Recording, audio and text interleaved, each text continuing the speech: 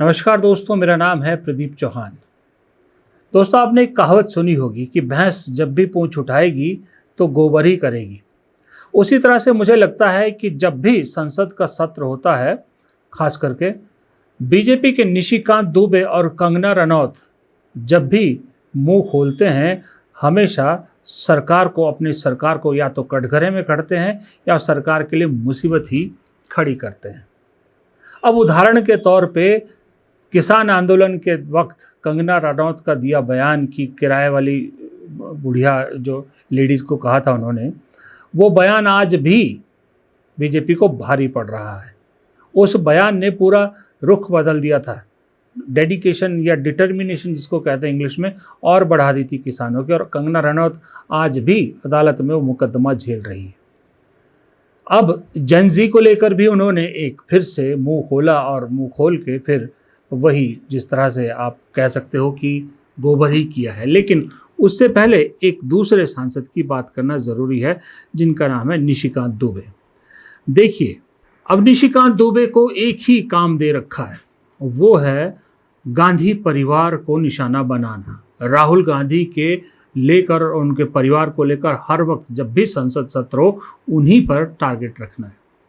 अब इस बार फिर उन्होंने मुंह खोला और राहुल गांधी को लेकर एक बयान दिया। अपने आप ओवर स्मार्ट समझ रहे थे, कहा कि राहुल गांधी को लेकर कुछ बयान दिया, लगा कि शाबाशी मिलेगी। लेकिन हर बात के दो पहलू ज़रूर होते हैं। इसमें भी निशिकांत दुबे भूल गए कि ये राहुल गांधी पर बात करते करते वो बीजेपी की सच्चाई खोल देंगे कि बीजेपी राहुल गांधी से दरअसल कितना घबरा चुकी है। आप एक बार ज़रा निशिकांत दुबे का बयान सुनिए। देखिए, जिम्मेवारी तो राहुल गांधी की तय होनी चाहिए। 2004 से लेकर 2026 तक जितनी भी विदेश यात्राएं इन्होंने की हैं, वो सभी किसी को पता नहीं है। विदेश जाते हैं, किससे मिलते हैं, क्या करते हैं, किस तरह का आंदोलन में शरीक होने के लिए फंडिंग की बात करते हैं। सोरोस के लोग इनकी यात्रा में कैसे थे। 2008 में जो चीन के साथ इनका समझौता हुआ, कांग्रेस का गुप्त समझौता हुआ, आज तक उसको इन्होंने डिस्क्लोज नहीं किया। ये कोई ट्रांसपेरेंसी है। दूसरा, लीडर ऑफ द अपोजिशन का जो कानून में कॉल एंड सगधर कहता है कि लीडर ऑफ द अपोजिशन यदि डिफेक्टो प्राइम मिनिस्टर की तरह बिहेव करेगा तो बाहर जब जाएगा तो वो देश की नीतियों के बारे में, सरकार के नीतियों के बारे में बताएगा। राहुल गांधी जी ने जितनी यात्रा की है उसमें देश के खिलाफ बोला है, सरकार के खिलाफ बोला है, संविधान के खिलाफ बोला है। तो सबसे पहले तो लीडर ऑफ द अपोजिशन से इनको कैसे हटाया जाए, ये प्रस्ताव जो है हम पेश करने की कोशिश करेंगे। और दूसरा, 2004 से लेकर 2026 तक इनकी सारी यात्राएं, सारे मित्र, सारे गुप्त समझौते, इसके बारे में हम सरकार से आग्रह करेंगे कि एक एसआईटी बना दी जाए और एसआईटी से इसकी जांच हो, तभी तो जिम्मेवारी तय होगी ना। पहले तो ये जिम्मेवारी तय हो, पहले तो 2004 से 2026 तक राहुल गांधी की जिम्मेवारी तय हो, तब जो वो डिमांड कर रहे हैं उसकी जिम्मेवारी तय होगी। और जिस तरह की घटनाएं सामने आ रही हैं, जिन लोगों ने फंडिंग की है, जिन लोगों ने पैसे दिए हैं, जिन तरह की चीजें हुई है, और जिसमें कांग्रेस का सबसे बड़ा योगदान है, राहुल गांधी विदेशी ताकतों के हाथ में बिके हुए एक पुतले हैं।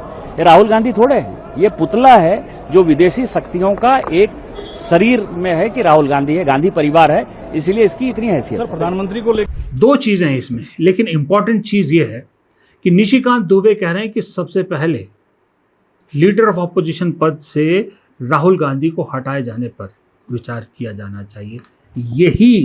यही तकलीफ है।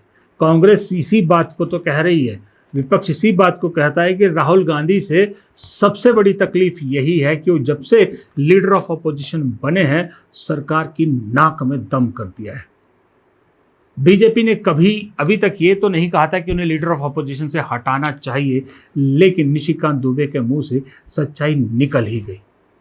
तो इसका मतलब आपने बता दिया कि राहुल गांधी से दिक्कत कितनी है आपको। क्यों हर बार सारी साजिश राहुल गांधी के खिलाफ जो रची जाती है वो सिर्फ इसलिए कि किसी तरह से लीडर ऑफ अपोजिशन से वो हटाया जा सके। क्योंकि जब तक Rahul Gandhi leader of opposition है, तब तक विपक्ष भारी पड़ेगा, तब तक विपक्ष हमलावर रहेगा, तब तक विपक्ष सरकार को कटघरे में खड़ा करता रहेगा।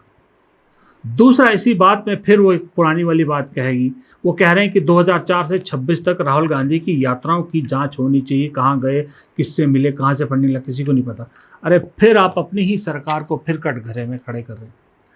चुना हुआ सांसद, वो भी लीडर ऑफ अपोजिशन, जेड की सिक्योरिटी जिसके पास है, सारी क्लियरेंस लेने के बाद, सरकार की एजेंसियों को पूरी इन्फॉर्मेशन देने के बाद वो राहुल गांधी जैसा शख्स देश से बाहर जा सकता है। सरकार के पास सारा डिटेल होता है राहुल गांधी कहाँ किस देश में जा रहे हैं, और वहाँ उस देश में जाके किससे बैठक कर रहे हैं, कहाँ मिल रहे हैं, कहाँ नहीं मिल रहे हैं। ये तो काम आपकी इंटेलिजेंस एजेंसीज का है ना। फिर वो जेम्स बॉन्ड जो आपने बिठा रखे हैं डोभाल, वो नाकारा हैं क्या? क्या निशिकांत दुबे ये साबित करना चाहते हैं कि डोभाल, अजीत डोभाल किसी काम के नहीं, कि उनकी इंटेलिजेंस एजेंसीज ये नहीं पता कर पाती कि राहुल गांधी विदेश में जाकर किससे मिलते हैं?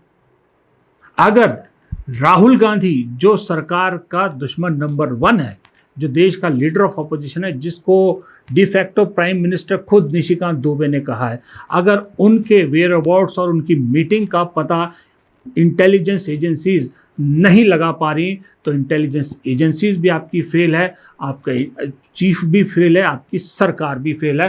राहुल गांधी इसका मतलब तुम सब पे भारी पड़ रहा है। ये निशिकांत दुबे जी इस एंगल से भी कभी सोच लिया करो, कितनी बार इस तरह से फजीयत कराओ। अब दूसरी मैडम कंगना रनौत।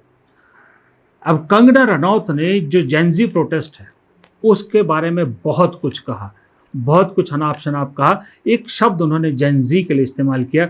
जेनजी मतलब जनरेशन, वो दूसरी नहीं, जेनजी को उन्होंने बनाया जनरेशन गटर। मैंने पहले कहा वो महिला, पंजाब वाली महिला को कहा था, किराए की वो औरतें जो आती हैं, कुछ ऐसा शब्द था, भूल गया मैं। अब इनको जनरेशन गटर। अब उस एक औरत ने अभी भी नचा रखा है कंगना रनौत को। उस एक औरत पे दिए बयान ने कंगना रनौत छोड़ी पूरी बीजेपी को शर्मिंदा किया था। अब ये जनरेशन जी या जेन जी जिसको कहें, इस जनरेशन गटर शब्द को कैसे ले? इतना ही नहीं, मैडम बहुत कुछ बोल रही हैं, जरा सुनिए, कंगना रनौत को सुनिए। आप हमारे 75 ईयर ओल्ड प्राइम मिनिस्टर हैं, उनकी दिवंगत माता जी को, उनको इतनी गंदी गंदी भद्दी गालियां दे। हमने भी स्टूडेंट प्रोटेस्ट किए हैं, इतना हमें संकोच होता था, इतनी शर्मिंदगी होती थी कि हमें कैमरा में दिखाया जा रहा है, आगे एक स्टूडेंट को करके हम अपनी मांग रखते थे। कौन स्टूडेंट प्रोटेस्ट का हिस्सा नहीं बने? ये किस तरह के स्टूडेंट हैं और किस तरह की अश्लील बातें हैं, किस एंगल से ये लोग स्टूडेंट लगते हैं। आज इनके जो भी आगे चल के सुप्रीम कोर्ट के लॉयर्स होंगे या लॉयर्स होंगे, क्या इनके माँ बाप अफोर्ड कर पाएंगे? इनके खुद की तो हैसियत नहीं है अफोर्ड करने की। और हमें ये अब ट्रोल करे चाहे कुछ भी करे, 16 ईयर ओल्ड से जो है हम अपना करियर बना रहे हैं, माता पिता पर कभी बोझ बनकर नहीं रहे। और जिनके माता पिता बहुत ही कंजर्वेटिव है, हम जानते हैं कि हमारा हिंदुस्तानी समाज कैसा है। उनकी बेटियां ऐसे इतनी गंदे गंदी भाषा में बात कर रही हैं, समाज में उनकी क्या इज्जत रह जाएगी और उनको किस तरह की विपरीत परिस्थितियों का सामना करना पड़ेगा? क्या ये सोचते हैं क्या हम लोग as a society? This is not acceptable to us in any way. Thank you. अब पहली बात तो कंगना जी, आपके इस बयान से मुझे लगता है सबसे पहले तो प्रधानमंत्री खुद आहत होंगे। आपने 75 साल का बुजुर्ग बता दिया प्रधानमंत्री को, और वो नौजवान बच्चों को जो उनके पोता पोतियों की उम्र के हैं उन्हें फ्रेंड्स कह रहे हैं और आप उन्हें बुजुर्ग कह रही हैं। खैर, मजाक की बात। दूसरा, इस बात में, इस पूरे सेंटेंस में, अपने बयान में कंगना रनौत ने कुछ बातें कही। उन्होंने कहा कि हम भी स्टूडेंट प्रोटेस्ट में हिस्सा लेते थे, लेकिन कैमरे की शर्म आती थी, हम जो है किसी को आगे कर लेते। तो यहाँ पर जरा कंगना रनौत जी की सच्चाई जानना बेहद ज़रूरी है। देखिए विकिपीडिया क्या कहता है। विकिपीडिया कहता है कि कंगना रनौत की पैदाइश है 23 मार्च 1986 की। याद रखिए कि 23 मार्च 1986 की, आज की डेट में 40 साल उनकी उम्र हो चुकी है। इसी विकिपीडिया के अनुसार कंगना रनौत को खुद कोट कर रहे हैं कि कंगना रनौत ने कहा कि वो बचपन से ही बड़ी स्टबर्न और रिबेलियस रही हैं, यानी ज़िद्दी और क्रांतिकारी रही हैं। यही वो बच्चे भी हैं, ज़िद्दी और क्रांतिकारी, जो जंतर मंतर पर सरकार के खिलाफ इकट्ठे हुए थे, इनफैक्ट पूरे देश में इकट्ठे हुए थे, जिन्हें जनरेशन गटर कह रही हैं। कौन? कंगना रनौत। कंगना जी याद रखिएगा। अब नीचे आइए। नीचे कंगना जी कहती है, she initially intend to become a doctor However, a failed unit test in chemistry during her 12th grade led Renaud to reconsider her career and prospect, and despite preparing for the All India pre-medical test, she did not turn up for the exam.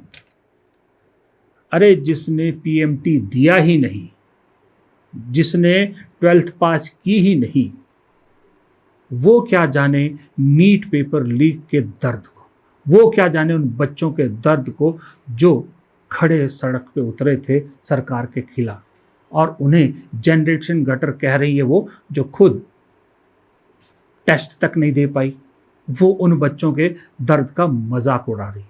फिर आप अगली line आई है, she relocated to Delhi at the age of 16। 16 साल की उम्र में वो दिल्ली चली गई। पहली बात तो देखिए, मेरे भी 2 बच्चे, एक अभी 16 साल से कम उम्र है, एक 16 साल से ऊपर। मुझे नहीं मालूम 16 साल की उम्र में कौन सा बच्चा 12th में होता है या 12th क्लियर कर चुका हो। 16 साल की उम्र में आपको ज़्यादातर बच्चे 10th स्टैंडर्ड या ज़्यादा से ज़्यादा 11th स्टैंडर्ड में मिलते हैं। मैडम तो 16 साल में दिल्ली भी पहुंच गई थी, 16 साल में। पहला झूठ तो ये, या तो वो सच में 11वीं के बाद 10वीं के बाद चली गई थी, 12th से लेना देना कोई नहीं, सब झूठ है, या फिर वो 16 साल की नहीं थी। और दूसरी बात, उन्होंने कहा कि जब हम भी स्टूडेंट प्रोटेस्ट में हिस्सा लेते थे तो कैमरे से थोड़ा सा शाई होते थे कि भाई जो है वो एक इज्जत करते थे, कहने का मतलब जब वो स्टूडेंट प्रोटेस्ट में हिस्सा लेती थी इसका मतलब वो स्टूडेंट थी। तो जाहिर सी बात है स्कूल की स्टूडेंट हुई होगी, 9th 10th 11th 12th, mostly 10th 11th 12th के बच्चे ही एजुटेशन वगैरह करते हैं, उसकी स्टूडेंट रही होगी। ठीक है, पहले मैंने क्या कहा था, 1986 में पैदा हुई थी, 1986 में पैदा हुई थी, 1980 में, सॉरी माफ़ कीजिएगा, 1986 में, हाँ 1986 में पैदा हुई थी। अगर वो 10th में थी तो जाहिर सी बात है फिर 14 साल की हुई होंगी, 14-15 साल की, यानी 1990 के आसपास। 1990 के आसपास आपको मैं सही बताऊं तो इंडिया में प्राइवेट न्यूज़ चैनल 98-99 में शुरू हुए थे। मैं उसके शुरुआती दौर से जुड़ा हुआ हूँ। जी न्यूज़ और NDTV स्टार न्यूज़ लेके आया था, तब ये शुरू हुए थे। जिस वक्त की ये बात करें ना, उस वक्त इतनी मीडिया थी ही नहीं, कि इतने कैमरे थे ही नहीं कि जो आपके स्टूडेंट प्रोटेस्ट को कवर करते रहते। बहुत कम पहुंच थी चैनलों की। तो आप कौन से कैमरा से शाई हो रही थी? क्या आपके लिए स्पेशल सोशल मीडिया भी उस वक्त जग गया था? तब आपके लिए स्पेशल बहुत बड़ा मीडिया सेट हो गया था, मीडिया हाउसेस आ गए थे वहाँ पर। आज तक जैसा चैनल जो रेवोल्यूशन लेके आया इस हिंदुस्तान की टेलीविज़न पत्रकारिता में, उसके भी मैं शुरुआती फाउंडर मेंबर्स में रहा हूँ। 2001 में आया, और कंगना मैडम तो 16 साल की उम्र में दिल्ली में मॉडलिंग करने लग चुकी, यानी कि 2002 में तो वो मॉडलिंग शुरू कर चुकी थी, 2001-2002 में, अगर 1986 की उनकी पैदाइश है। सरेआम झूठ, और ऐसा झूठ बोलती हैं। फिर आप बताइए, फिर कहते हैं कि कंगना रनौत पे आप लोग इतना कटाक्ष क्यों करते हैं? ये वही कहावत नहीं है भैंस वाली, जब भी मुंह खोलेंगी ऐसा कुछ करेंगी कि फजीयत कराएंगी। अब मैं आपको बता रहा हूँ, जनरेशन गटर शब्द इस सरकार को भारी पड़ेगा, कंगना रनौत को पड़े ना पड़े, इस सरकार को बहुत भारी पड़ेगा। जो प्रधानमंत्री कोशिश कर रहे हैं इंस्टाग्राम रील के जरिए जुड़ने की, जो दावे करते हैं कि इतने मिलियन व्यूज़ हो गए, इतने मिलियन व्यूज़ हो गए, अभी जनरेशन गटर जैसे शब्द इस्तेमाल करके जो शायद प्रधानमंत्री की सुन भी लेते होंगे, अब और नहीं सुनेंगे, तो और नहीं जुड़ेंगे। और कंगना मैडम याद रखिएगा, 2029 में ये जिनको आप जनरेशन गटर कह रहे हैं ना, ये डिसाइडिंग फैक्टर होंगे 2029 के चुनाव में। तकरीबन मोटे आंकड़े के हिसाब से 20 से 22 करोड़ वोट इसी जनरेशन के होंगे। तब ये सवाल पूछेंगे और तुम्हारे पास इसका जवाब नहीं होगा। नमस्कार।